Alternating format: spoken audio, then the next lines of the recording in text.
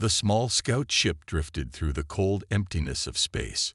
Inside, Zara Voss sat alone in the pilot's chair, her silver skin reflecting the dim emergency lights.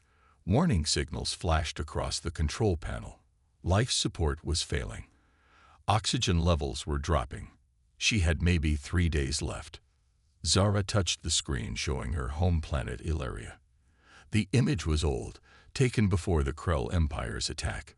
Beautiful blue oceans and green lands were now just space dust. As far as she knew, she was the last Illyrian alive. Emergency power at 15%, the ship's computer announced in a flat voice. Zara closed her eyes. 6 months she had been running, jumping through star systems, hoping to find other survivors. But there were none. The Krell had been thorough in their destruction. Her fingers moved over the controls, checking again for any signal, any sign of life. The scanner picked up nothing but empty space. Then, suddenly, a faint beep. Signal detected, the computer said. Zara sat up straight. Identify. Communication frequency. Non-Illyrian. Non-Krell. Origin. Human settlement. Humans. Zara had only heard stories about them. They were a young species, still new to space travel, but spreading quickly through this arm of the galaxy. They were known to be curious, adaptable, and surprisingly tough for their soft appearance. "Play the signal," she ordered. A crackling voice came through the speakers. Colony 7 daily broadcast. All ships approaching Sector 8-2, please identify. This is Earth Colony 7. Zara had a choice to make. Keep drifting until her ship died, or take a chance with these humans. There were stories about Illyrians who had formed bonds with other species in the distant past. Could humans be compatible? "Computer, set course for the signal source," she said. "Warning, fuel levels critical, may not reach destination." "Do it anyway." The engines coughed to life, burning the last of the fuel. Zara felt the slight push as the ship changed direction. Hope was a dangerous thing, but it was all she had left. As the ship moved toward the human colony, Zara studied what little information she had about humans. They were divided into 2 main biological sexes and formed pair bonds for reproduction and social stability. They were emotional creatures, capable of great kindness, but also terrible violence. Not so different from Illyrians in that way. The ship shuddered. Another system failing. Life support now at 8%. The computer warned. Zara grabbed the communication controls. "This is Illyrian scout vessel requesting emergency landing. My ship is failing. I seek asylum." She waited, hoping the translation matrix would convert her words properly. Seconds ticked by with no response. Then, "Unidentified vessel. This is Colony 7 communications. Please identify species and purpose." A human voice. Male, Zara thought, though she wasn't entirely sure. "I am Zara Voss, last known survivor of Illyria. My planet was destroyed by the Krell Empire. My ship is critically damaged. I request emergency landing and assistance." The pause was longer this time. "Illyrian vessel, we have no record of your species or the Krell Empire in our database. We have avoided contact with developing worlds," Zara explained. "The Krell attacked without warning 3 standard months ago." Another long pause. "Stand by for landing coordinates," the voice finally said. Zara released a breath she didn't know she was holding. At least they weren't shooting her down. The ship's warning lights flashed red as the atmosphere of the planet came into view. Entry would be rough with damaged shields. She might not survive the landing. But it was better than certain death in space. As the ship began to shake and heat up from atmospheric entry, Zara clutched the control stick with both hands. The colony appeared on her view screen, a cluster of domed buildings surrounded by farmland. "Brace for landing," she whispered to herself as the ground rushed up to meet her. The last thing she saw before impact was a group of figures running toward her ship, her first glimpse of humans. Then darkness. Greg Miller was the first to reach the crashed ship. Smoke rose from the twisted metal as he approached with caution, his communication device in one hand and a medical kit in the other. "This is Gregory Miller, Colony 7 Communications. I'm outside your vessel. Can you hear me?" he called out. No answer came from the ship. The hull had cracked open on impact, leaving a gap just wide enough for someone to enter. Greg looked back at the security team running up behind him. "Wait for the security scan," called Alan Diaz, head of colony security. He held up a scanner, checking for dangers. "Someone might be dying in there," Greg argued. "The scan shows only one life form, and it's fading." Before Alan could stop him, Greg squeezed through the gap in the hull. Inside, emergency lights flickered weakly.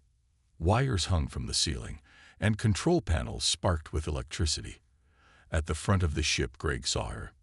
The alien woman was slumped in the pilot's seat, held in place by safety straps. Her skin had a silver shine to it, and her hair was pure white. A trickle of blue blood ran from a cut on her forehead. Greg checked for breathing and found it shallow but steady. "Hello, can you hear me?" he asked, touching her shoulder gently. Her eyes fluttered open, revealing irises that shifted colors like an oil slick in sunlight. She spoke in a language Greg couldn't understand, then winced in pain. "I'm going to help you," Greg said slowly. "You're hurt." The alien woman nodded, seeming to understand his meaning if not his words. Greg carefully undid her safety straps and helped her to her feet. She was lighter than he expected, almost weightless as he guided her toward the exit. Alan and his security team waited outside, weapons raised. "Stand down," Greg ordered. "She's injured and needs medical help. We don't know what she is or what diseases she might carry," Alan protested. The alien woman looked at the weapons pointed at her. She straightened her posture and spoke directly to Alan in broken English. "I am Zara Voss, last of Ilaria. I seek shelter. No harm." Everyone stared in surprise. Alan lowered his weapon slightly. "You speak English?" Greg asked. Zora pointed to a small device attached to her neck. Translation: learning. Slow, but working. Dr. Olivia Carter pushed through the crowd. "Move aside. Medical emergency here." She scanned Zara with a handheld device. Humanoid, but definitely not human. Fascinating biological structure. "Let's get her to the medical center." As they walked toward the colony's main dome, colonists gathered to stare at the visitor. Children pointed and adults whispered. Zara kept her head high despite her injuries. In the medical center, Dr. Carter ran more tests while Greg stayed nearby, feeling strangely responsible for their visitor. "Your planet destroyed?"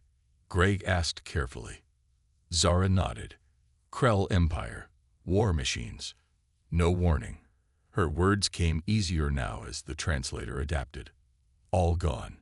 Just me now." "I'm sorry," Greg said, meaning it. Hours later, after treatments and tests, Zara sat on a medical bed wearing borrowed clothes. Her translator worked much better now. "Your colony leader wishes to speak with me," she said to Greg. "Yes, Governor Bell wants to know more about you and why you're here." Zara looked down at her hands. "I will tell truth. No choice for me now." She looked up at Greg with those color-shifting eyes. "Will you stay? You are first human to help Zara. First to show kindness." Greg nodded. "Of course I'll stay." He didn't know why, but something about this alien woman touched him. Perhaps it was her courage in the face of losing everything. Perhaps it was simply that she looked so alone. As they walked to meet the governor, Zara suddenly stopped and grabbed Greg's arm. "There is something I must tell before meeting, leader," she said urgently. "Something about Illyrians you must know." Greg saw fear in her eyes. "What is it?" "I am dying," she said simply, "and only humans can save me." Governor Samantha Bell's office was spacious but simple. Maps of Colony 7 hung on the walls. The governor herself sat behind a desk made of local wood, her gray hair pulled back in a tight bun. "So, Ms. Voss, The governor said, "Explain what you meant when you told Mr. Miller that only humans can save you." Zara sat straight in her chair. Greg stood nearby, ready to support her if needed. "Illyrians have unique biology," Zara began. "We cannot survive alone.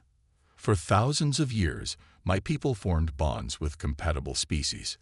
Dr. Carter, who had joined the meeting, looked at her medical tablet. The scans show unusual cellular activity. Her cells appear to be breaking down at an accelerated rate. Zara nodded.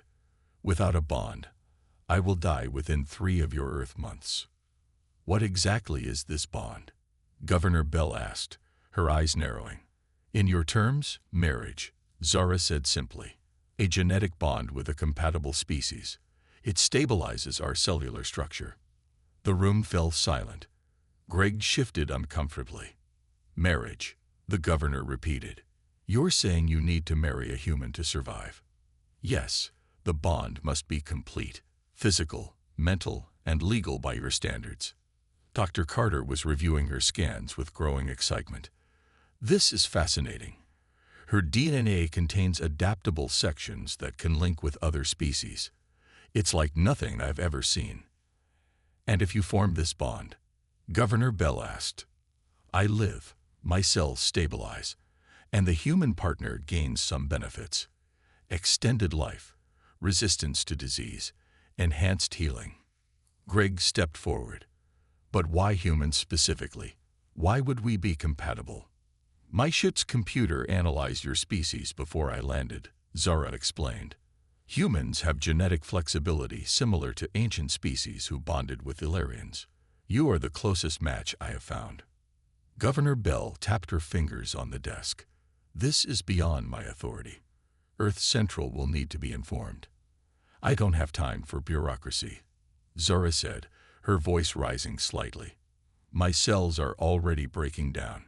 Dr. Carter looked up from her tablet. "She's right. At the current rate of cellular decay, she has maybe 10 weeks. Greg felt a knot form in his stomach. 10 weeks was nothing. "What about your culture's marriage customs?" he asked. "Do you just pick anyone?" Zara turned to him, her color-shifting eyes intense. "Traditionally, we spend time learning about potential partners. Compatibility must be mental and emotional, not just physical. The bond is permanent."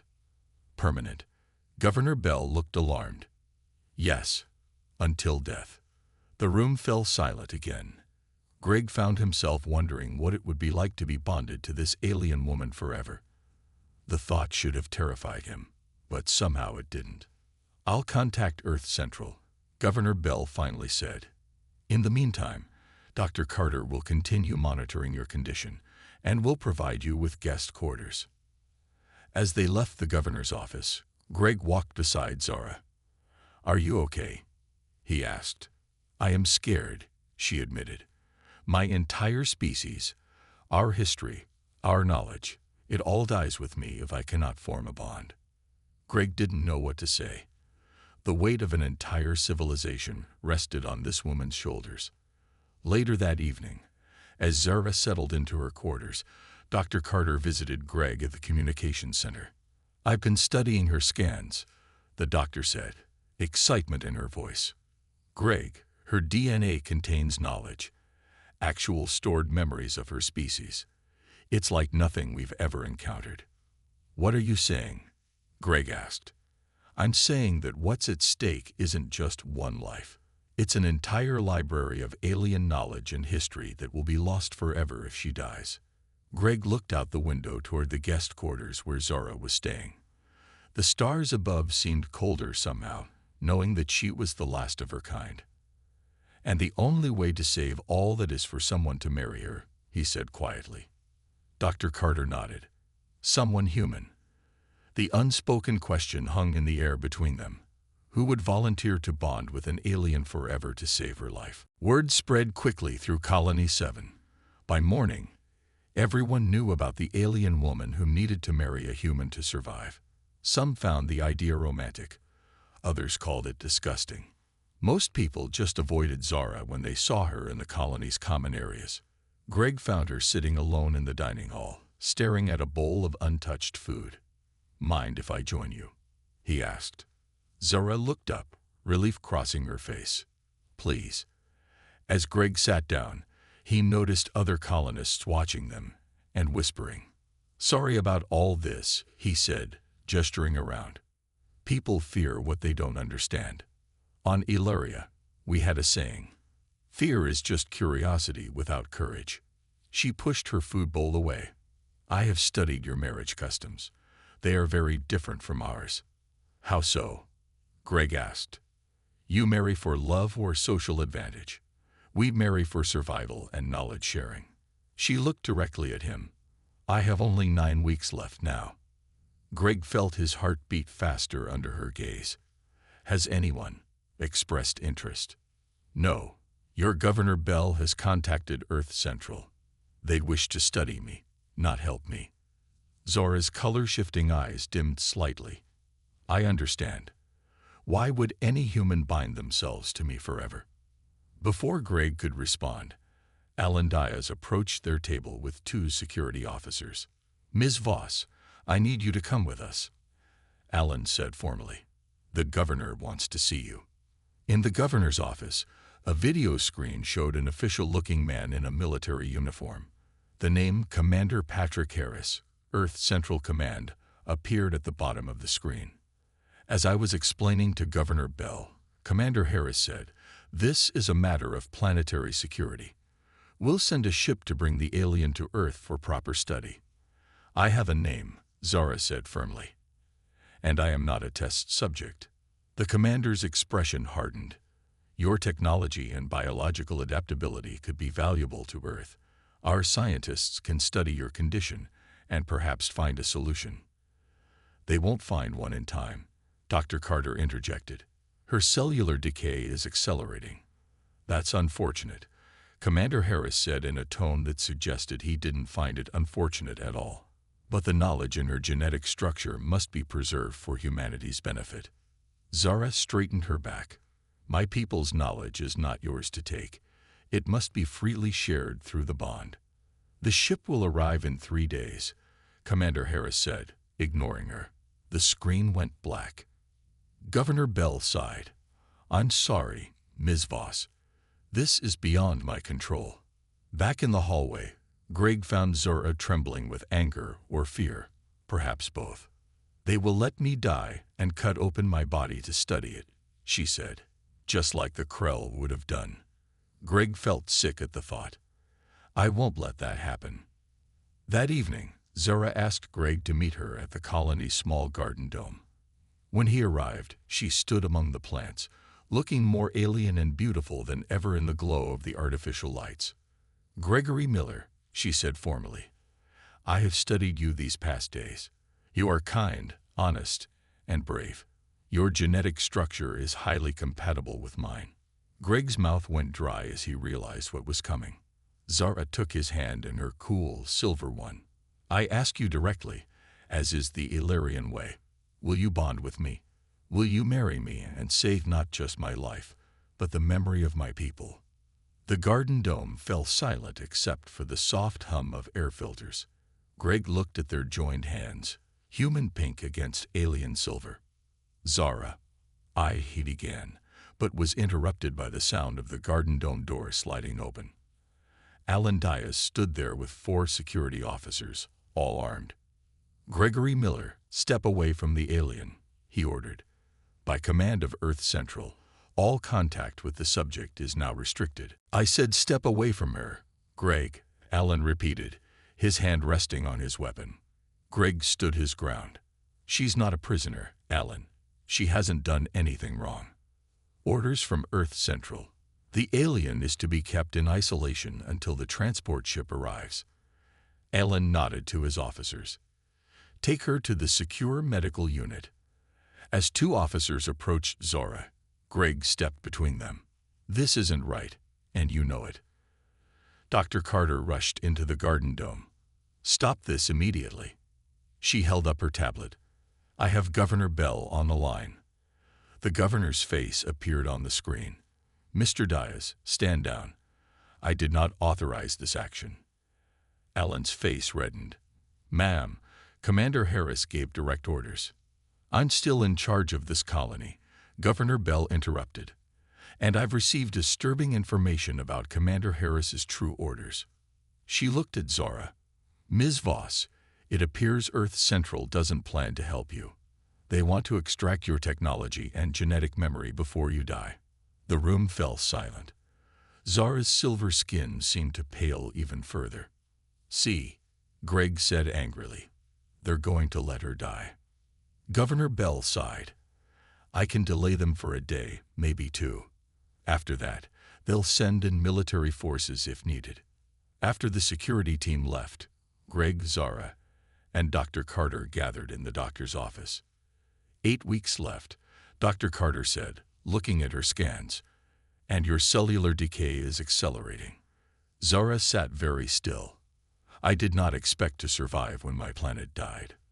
But I had hoped my people's memory would live on. Greg paced the small office. What if we leave the colony? There are independent settlements in the mountains.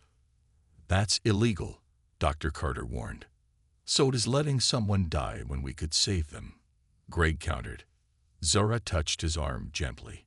You would risk punishment for me. Greg looked at her color-shifting eyes.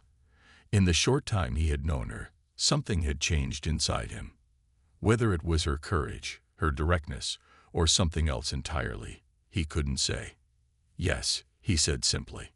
That night, under cover of darkness, Greg led Zara to the colony's vehicle bay. Dr. Carter met them there with supplies. The terrain rover has enough power for about 200 miles, the doctor explained. The independent settlement is here. She pointed to a spot on a paper map. No digital maps. They could track those. What about you? Greg asked. You'll be in trouble for helping us. Dr. Carter smiled sadly. I became a doctor to save lives. I'm just doing my job. As they prepared to leave, an alarm suddenly blared through the colony. A voice announced over the speakers, "Attention all personnel. Unidentified ship approaching. Defensive positions." The Earth Central ship, Greg said. It's early. No, Zara said, her voice shaking. That signal pattern, it's Krell. They rushed outside to see a massive dark ship descending from the night sky. Colony defense turrets fired uselessly at its armored hull.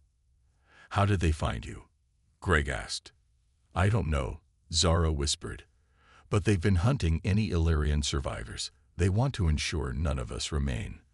Governor Bell's voice came over the colony speakers. All civilians to emergency shelters. This is not a drill. Greg grabbed Zara's hand. We need to go now.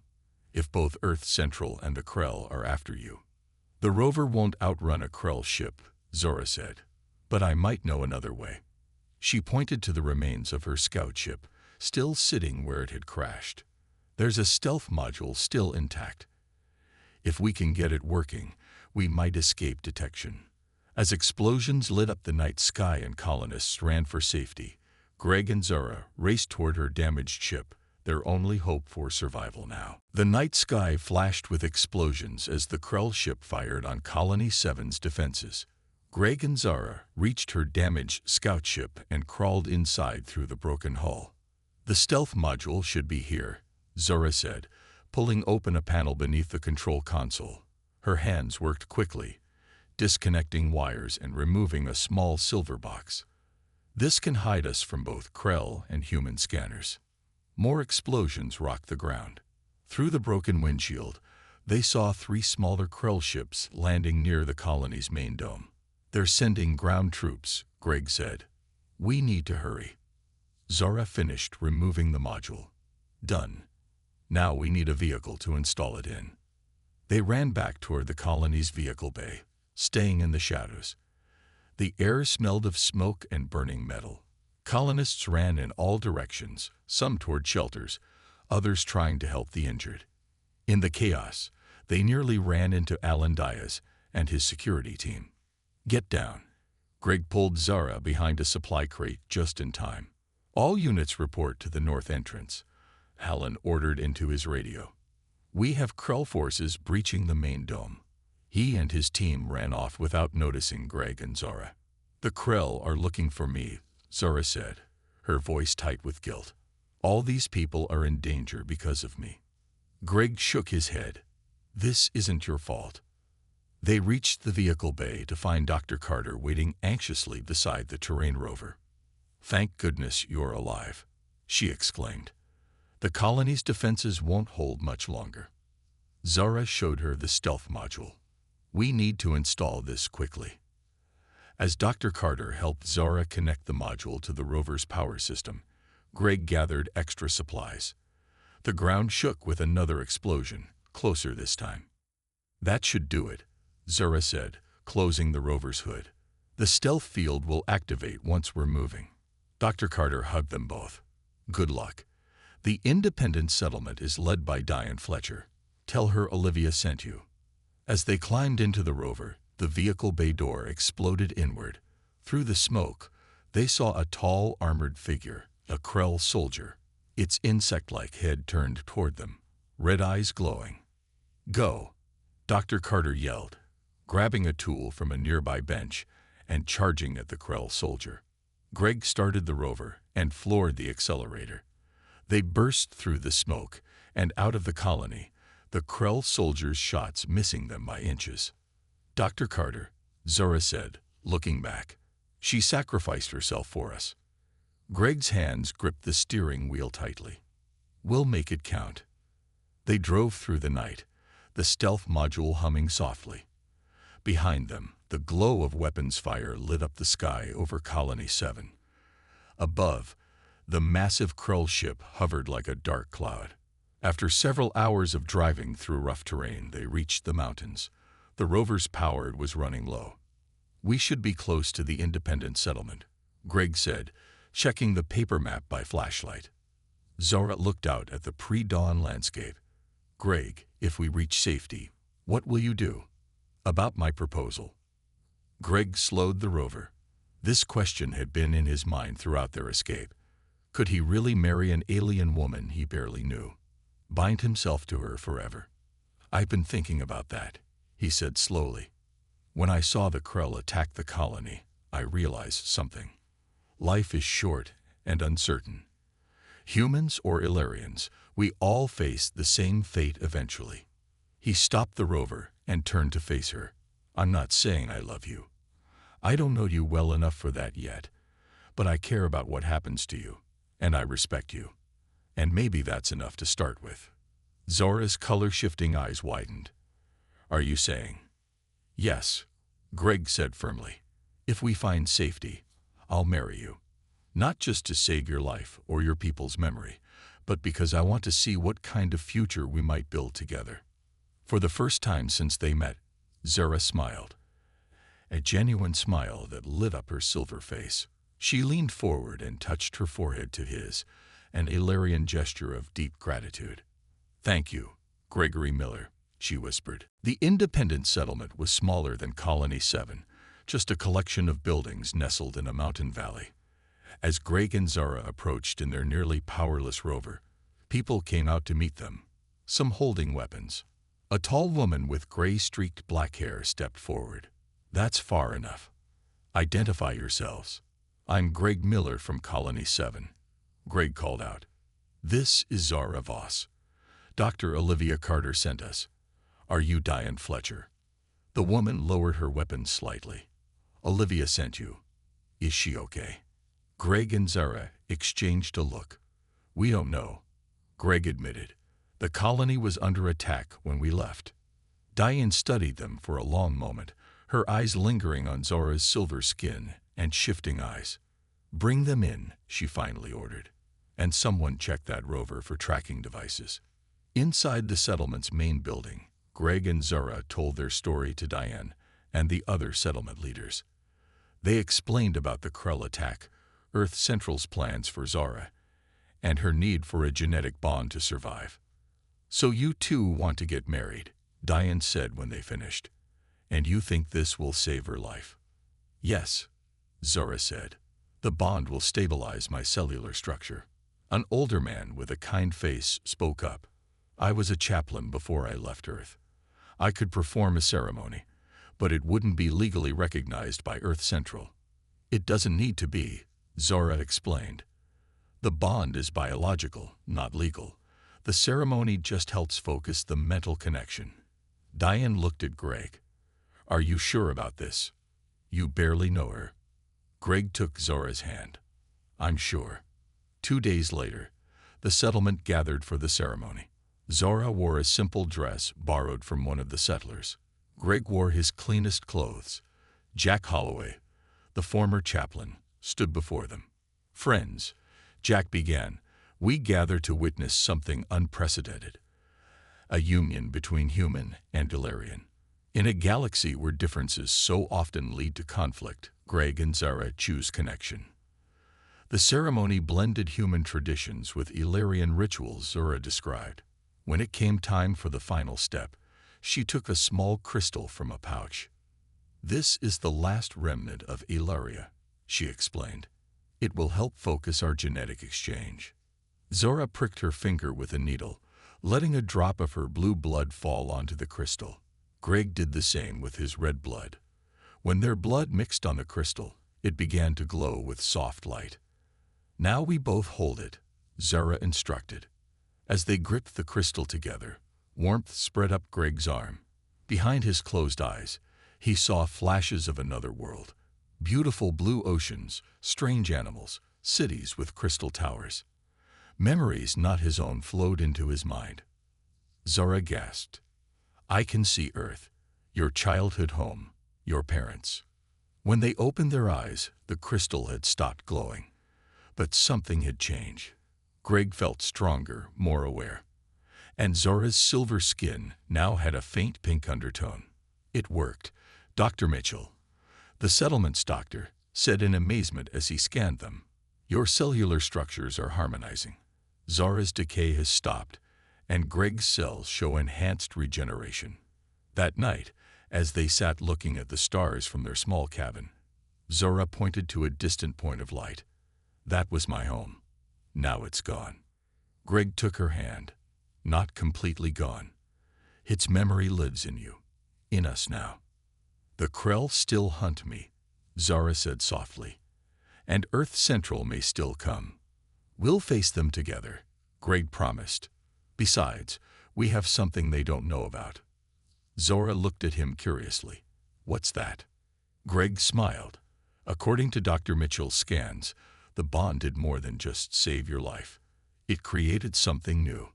Zora's eyes widened. You mean? Yes, our cells are compatible in ways nobody expected. He placed his hand gently on her stomach. We might be able to have children. A new species, part human, part Illyrian.